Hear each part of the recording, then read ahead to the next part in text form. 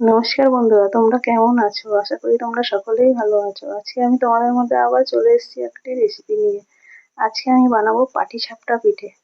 খুব সহজেই বানানো যায় এই পিঠে। এর জন্য আমি এই 250 মতো দুধ নিয়ে নিয়েছি, আর এই বড় বাটির 1 বাটি চালের গুঁড়ো, আতপ চালের গুঁড়ো, আর এই সামান্য অল্প ময়দা। ময়দা একদম অল্প দিয়ে ভালো করে মাখতে হবে। এবার আমি দিয়ে দেবো চিনি পরিমাণ মতো। তোমরা যে যেমন যতটা বানাবে ঠিক সেই পরিমাণেই চিনিটা দেবে।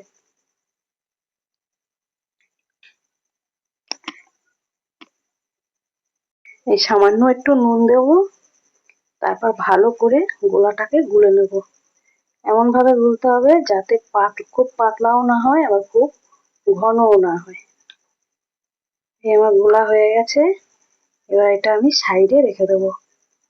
এবার আমি পুর তৈরি করে নেব। এই পুর তৈরি করার জন্য আমি কড়াইয়ে একটু দুধ দিয়ে দেবো। 250 মতো দুধ নিয়েছি। এর মধ্যে দেবো আমি এই যে চালের গুঁড়ো, আটা ভাঙা চালের গুঁড়ো, একদম মিহি নয়, আটা ভাঙা। আর দিয়ে দেবো চিনি পরিমাণ মতো। এবার ভালো করে নাড়তে হবে।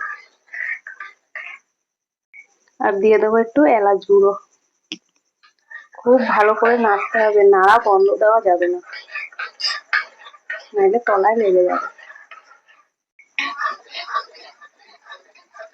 আমি এই চালের গুঁড়ো আর দুধ দিয়ে পুর বানিয়ে নিচ্ছি। তোমরা চাইলে সন্দেশ দিয়ে কিংবা নারকেল দিয়ে পুর করে নিতে পারো।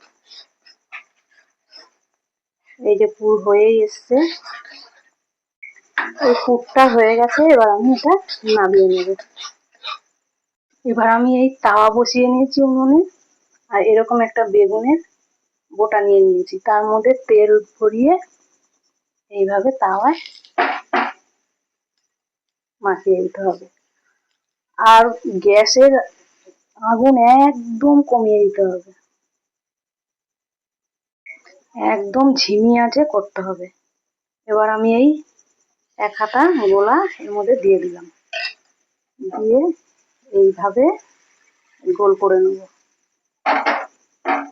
তারপরে আমি যে পুর বানিয়েছিলাম এই পুর দিয়ে দেবো। মাঝখানে পুর দিয়ে দিলাম। এবার আমি একটা এই যে এরকম ঝিনুক নিয়ে নিয়েছি। তোমাদের যদি ঝিনুক না থাকে তোমরা চামচি দিয়েও করতে পারো। এই দেখো কত সুন্দর হয়েছে।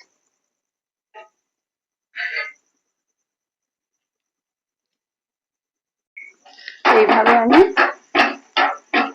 প্রত্যেক কটা পিঠে ভেজে নেব।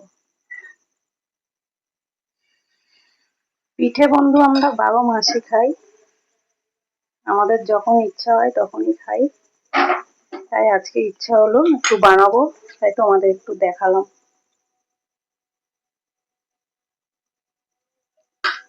এভাবে দিয়ে কত সুন্দর দেখো উঠে যাচ্ছে। এরকম তোমাদের কাছে লোহার তাওয়া থাকলে খুব ভালো হয়। রুটি বানাও যেই তাওয়ায়, সেই তাওয়ায় এই দেখো। এই রেডি পাটিসাপটা পিঠে। রেসিপিটা ভালো লাগলে বন্ধুরা একটা লাইক করো। আরো রেসিপি দেখার জন্য চ্যানেলটা সাবস্ক্রাইব করো।